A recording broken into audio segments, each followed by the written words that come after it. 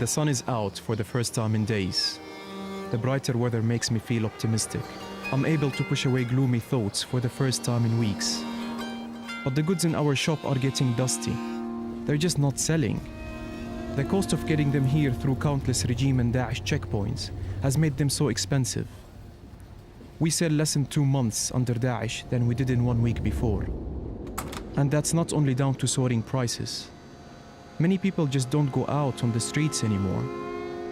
To make matters worse, Daesh recently ordered all shopkeepers to limit their markup on goods to 25%, and they charge us tax on the top of that.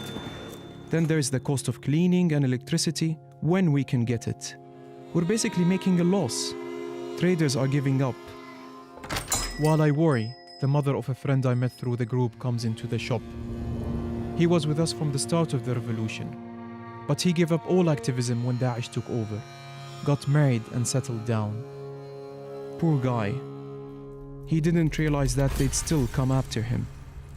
Daesh knew of his previous involvement with the revolution, and they arrested him several times.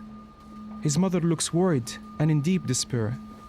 I ask her what's wrong. She tells me that they've arrested her son in a raid on her home. I try to calm her down, saying they're probably only questioning him, like they did plenty of times before.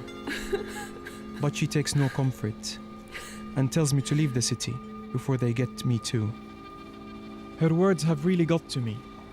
I walk around the city with a broken soul, looking at all other broken souls passing by. Each pair of eyes that passes tells a different story, a different struggle. A couple of days pass. Around noon, I'm arranging goods on the shelves of my shop when an old friend comes in to see me. He looks a little shocked and advises me not to take my usual route home that evening. He says there's something he doesn't want me to see, but he doesn't say what. In the end, curiosity gets the better of me. In front of my friend's house, I see a man with his head cut off. He's been crucified too. A sign above his head reads, "A spy, a collaborator that worked against the Islamic State." It's him. I can't believe it.